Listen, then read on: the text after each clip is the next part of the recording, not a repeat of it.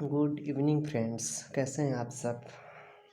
आशा करता हूँ कि आप सब अच्छे होंगे। और आज से मैं एक नया सब्जेक्ट चालू करने जा रहा हूँ जिसका नाम है स्ट्रेंथ ऑफ मटेरियल। ठीक है ना। इस सब्जेक्ट को मैं RGPV के सिलेबस के हिसाब से पूरा करवाऊँगा, सिलेबस इसका पूरा करवाऊँगा। इसके अलावा जो बच्चे गेट ESE और अदर एग्ज़ाम्स की तैयारी कर रहे हैं उनके लिए भी ये बहुत ही फ़ायदेमंद होगा, इसलिए इसे अच्छे से देखें। और इसके जो भी फार्मूला मैं लिखा रहा हूँ उसे हो सके तो अपनी पर्सनल नोट्स में डाउन करते जाएं, या कि फिर अगर आप चाहते हैं कि मैं नोट्स भेजूँ, सेंड करूँ, तो मैं लेक्चर्स पूरा चैप्टर बाय चैप्टर जैसे ही ख़त्म होता जाएगा मैं इसे टेलीग्राम चैनल में अपने भेज दूँगा। मैं अपना टेलीग्राम चैनल आप लोगों को जल्दी शेयर करने वाला हूँ, ठीक है ना। तो चलिए मैं चालू करता हूँ अपना नेक्स्ट सब्जेक्ट जो है, अपना नया सब्जेक्ट मैं चालू करने जा रहा हूँ वो स्ट्रेंथ ऑफ मटेरियल, ठीक है ना।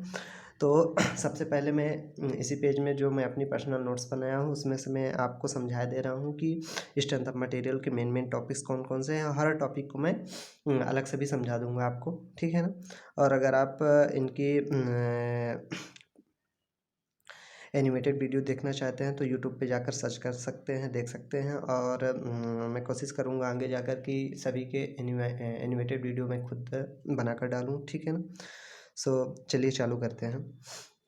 सबसे पहले देखते हैं कि स्ट्रेंथ ऑफ मटेरियल को और किस किस नाम से जाना जाता है, ठीक है ना। स्ट्रेंथ ऑफ मटेरियल को और किस किस नाम से जाना जाता है, तो सबसे पहला है मैकेनिक्स ऑफ सॉलिड्स के नाम से भी जाना जाता है, मैकेनिक्स ऑफ मटेरियल के नाम से भी जाना जाता है, और मैकेनिक्स ऑफ डिफॉर्मेबल बॉडी के नाम से भी जाना जाता है। इन सभी का मतलब होता है, चलिए मैं आपको एक एक करके समझाता हूँ, ठीक है ना।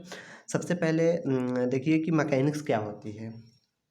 मैकेनिक्स क्या होती है, तो देखिए डिफिनेशन इसका क्या होता है। It is the branch of science, ठीक है ना। It is the branch of science which deals with the study of forces and its effect on body. इसका मतलब ये होता है कि ये मैकेनिक्स क्या होती है, कि एक प्रकार की स्टडी होती है क्या, फोर्सेस और फोर्सेस के कारण जो बॉडी में इफेक्ट आता है उसका स्टडी होता है, ठीक है ना।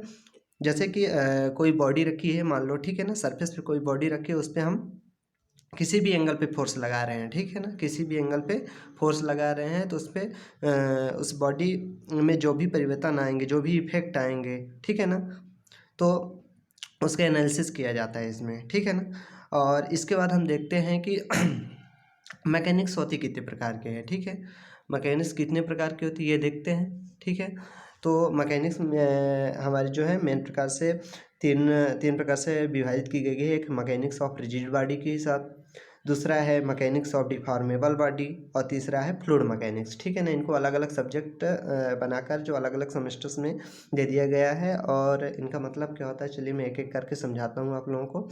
सबसे पहले मैकेनिक्स ऑफ रिजिड बॉडी, जैसे कि इसका एग्जांपल मैं आपको देता हूँ कि जैसे कि आपकी बॉल हो गई, घर की वॉल हो गई, आप बॉल में फोर्स लगाइए, धक्का मारिए, लेकिन वो बॉल इधर से उधर नहीं जा रही है, रिजिड है, ठीक है ना। लेकिन आप क्या, फोर्स आप लगा रहे हैं लेकिन वो रिजिड है, उसमें कोई भी परिवर्तन नहीं हो रहा, कोई भी डिफॉर्मेशन नहीं हो रहा है, तो उस ऐसी बॉडी को क्या बोलेंगे, रिजिड बॉडी बोलेंगे, ठीक है ना। उसका स्टडी करते हैं मैकेनिक्स ऑफ रिजिड बॉडी के अंदर, या कि इंजीनियरिंग मैकेनिक्स के अंदर उसका स्टडी करते हैं कि कितना उसके अंदर फोर्स लग रहा है, बाहर फोर्स कितना हम लगा रहे हैं लेकिन वो डिफॉर्म नहीं हो रही है, ठीक है ना।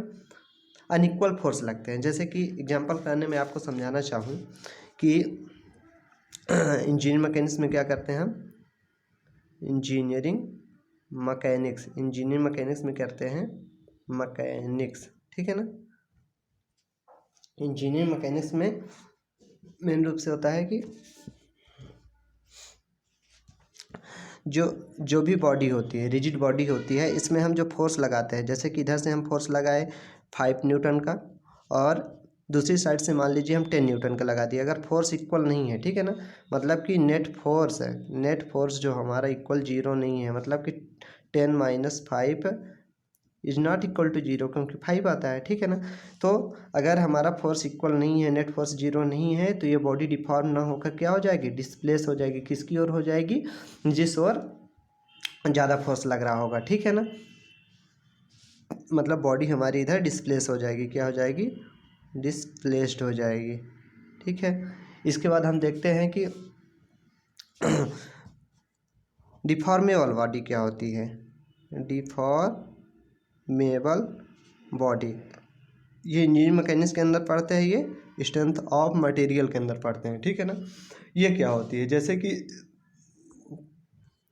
मान लीजिए कि कोई एक बॉडी है, ठीक है ना।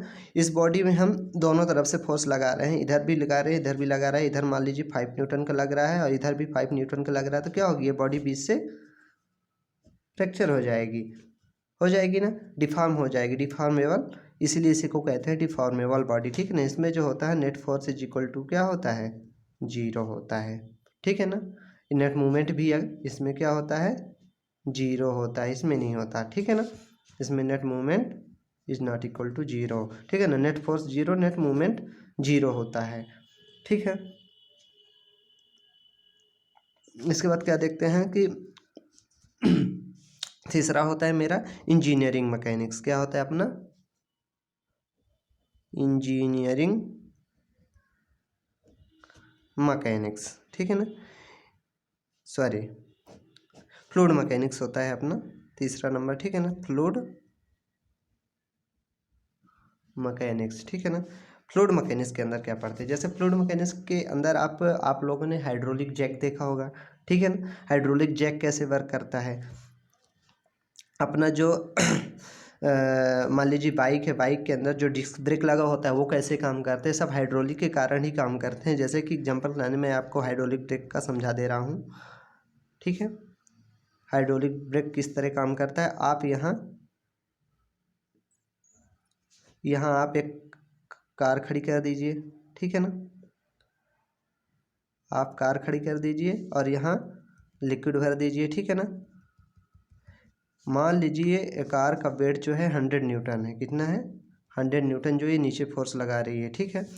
और जो यहाँ से हम वेट लगा रहे हैं वो अगर 10 न्यूटन का भी लगा रहे हैं, 10 न्यूटन का वेट लगाने से ये कार जो है, अगर ये इसको हम 5 मान लीजिए कि 5 मीटर अगर इसको कंप्रेस करते हैं एग्जाम्पल लाने, तो ये कार जो है 5 मीटर ऊपर उठी जाएगी, ऊपर चली जाएगी, 5 मीटर ऊपर चली जाएगी। मतलब क्या है कि हम कम फोर्स लगाकर ज़्यादा से ज़्यादा वजनी चीज़ को उछाल सकते हैं, किसकी मदद से, फ्लूइड की मदद से, फ्लूइड प्रेशर की वजह से। यहाँ से कंप्रेस करेंगे तो ये फ्लूइड डिस्प्लेस होगा, ठीक है ना। इसके बाद इसको ऊपर उछाल देगा, ये होता है फ्लूइड मैकेनिक्स, फ्लूइड की लिंक होती है, ठीक है ना। 3 चीज़ समझ में आया, चलिए मैं आगे समझाता हूँ आपको, ठीक है। आपको मैंने समझा दिया मैकेनिक्स, ठीक है ना। मैकेनिक्स क्या होती है समझा दिया मैंने। मैकेनिक्स में देखें कि हम मैकेनिक्स 3 प्रकार की होती है, mechanics of rigid body, mechanics of deformable body और फ्लूइड मैकेनिक्स, ये तीनों को हमने समझा दिया आपको। अब आगे चलते हैं कि इसमें से रिजिड बॉडी क्या होती है, ये भी आप लोगों को मैंने समझा दिया क्या है, एक बार देख लीजिए। डेफिनेशन क्या है, it is a body in which deformation is negligible, ठीक है ना। क्या बोला था मैंने, एक बॉल है, बॉल को आप धक्का दीजिए तो डिफॉर्म नहीं होगी, ठीक है ना, तो उसे क्या बोलेंगे आप, रिजिड बॉडी बोलेंगे। और क्या बोल सकते हैं इसको, the distance between any 2 points of a rigid body remains constant in time relates of external force on it. इसका मतलब ये होता है कि अगर रिजिड बॉडी को एक तरह से समझ लीजिए कि जैसे एग्जाम्पल लाने आपका ये कोई बॉडी है, ठीक है ना। ये बॉडी के 2 पॉइंट्स है, यहाँ पास 2 पॉइंट्स हैं और इसमें आप फोर्स लगा रहे हैं जैसे कि 5 और 10 ये न्यूटन का लगा रहे हैं, ठीक है ना। तो लगाने के बाद इनके जो पॉइंट्स हैं तो इनके पॉइंट्स में कोई फर्क नहीं पड़ेगा, ठीक है ना, ये यहीं पास रहेंगे। जैसे ए बी पर है तो ये ए बी पर ही रहेगा, कोई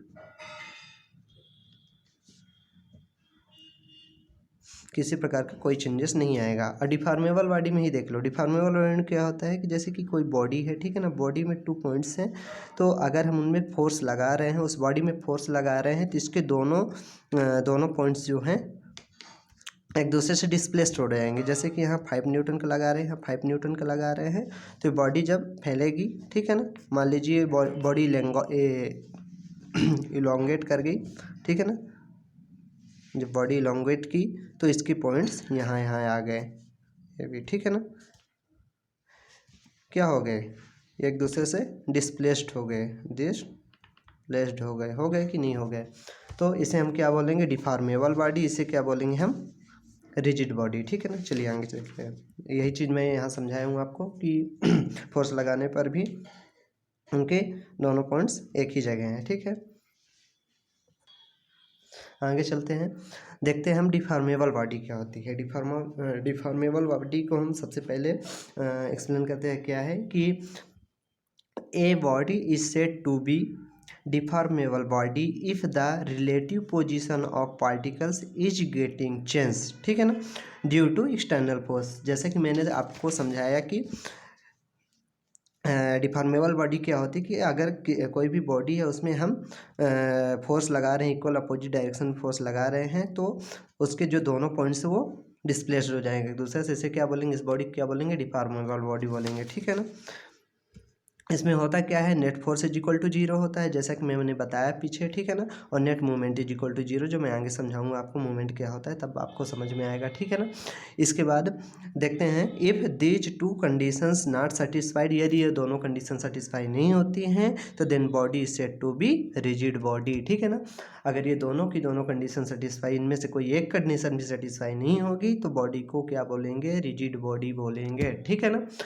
अब चलिए सबसे पहले ये आपको मैं बेसिक बता दिया हूँ। इसके बाद मैं आपको डिस्कस कर रहा हूँ कि सलेबस क्या है, स्ट्रेंथ ऑफ मटेरियल का सलेबस क्या है। ठीक है ना। तो सबसे पहले देख ले रहे हैं, सिंपल स्ट्रेस एंड स्ट्रेन है। ठीक है ना। दूसरा नंबर है हमारा shear force and bending moment diagram, जिसको एसएफडी एंड बीएमडी भी बोलते हैं। ठीक है ना। तीसरा है कम्प्लेक्स स्ट्रेस एंड स्ट्रेन। चौथा है बेंडिंग स्ट्रेस। पाँचवा है शियर स्ट्रेस। छठवां है अपना टॉर्जन। सातवां है स्ट्रेट एंड कॉलम। एंड आठवां है हमारा स्लोप एंड डिफ्लेक्शन। इन सभी को एक एक टॉपिक लेकर मैं पूरा का पूरा डिस्कस करूंगा, जिससे आपका आरजीपीवी सिलेबस भी कवर हो जाएगा और आपके आप जो भी एग्जाम्स की तैयारी कर रहे हैं उनके सभी फार्मूलाज एंड कंसेप्ट में समझाता जाऊंगा। ठीक है ना। चलिए आगे चलते हैं। चलिए देखता हूँ मैं सबसे पहले चैप्टर फर्स्ट, जिसका नाम है सिंपल स्ट्रेस एंड स्ट्रेन, जैसे कि मैंने पहले बताया। ठीक है ना। जो जो टॉपिक्स बताए उसको मैं एक एक करके कवर करूँगा। ठीक है। तो सबसे पहला है चैप्टर फर्स्ट में सिंपल स्ट्रेस एंड स्ट्रेन। अब ये सबसे पहले इसमें सवाल ऐसे आता है कि स्ट्रेस क्या होता है। ठीक है ना। तो स्ट्रेस को सबसे पहले डिफाइन करते हैं, फिर इसको समझ लेते हैं। जैसे आपको नहीं समझ में आ रहा है तो फिर मैं समझा दे रहा हूँ। ठीक है ना।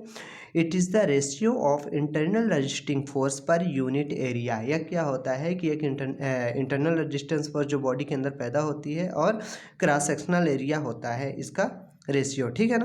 तो देखते हैं क्या होता है, स्ट्रेस इज इक्वल टू है internal resistance force divide by area on which force is consider. ठीक है ना। जिस पे हम फोर्स कंसीडर कर रहे हैं उसका एरिया। ठीक है ना। Stress is equal to force upon area होता है। ठीक है ना। न्यूटन, इसकी जो यूनिट होती है वो न्यूटन अपॉन मीटर स्क्वायर होती है, या कि हम इसी को पास्कल भी बोलते हैं। ठीक है ना। और इसमें एक खास जो एग्जाम्स वगैरह में बच्चों को पता नहीं होता है, मैं यूनिट्स के बारे में आगे जाकर एक वीडियो बनाऊँगा जिससे आप उसे समझ सकते हैं। तो आपको एक बात और बता दे रहा हूँ, जो यूनिट कन्वर्जन है वो बहुत ही ध्यान रखने वाली चीज़ है। ठीक है ना। एग्जाम्स में इन्हीं में गलती होती है। तो चलिए देखते हैं क्या है। इसके दो यूनिट्स याद रखेंगे जो एग्जाम्स में आते हैं। न्यूटन अपन मीटर mm स्क्वायर को हम क्या बोलते हैं, न्यूटन अपन mm स्क्वायर को हम मेगा पास्कल में लिख सकते हैं, मेगा पास्कल लिख सकते हैं। और इसकी वैल्यू क्या होती है, 10⁶ पास्कल होती है। ठीक है। दूसरा हम देखते हैं किलो न्यूटन अपन mm स्क्वायर को क्या लिख सकते हैं,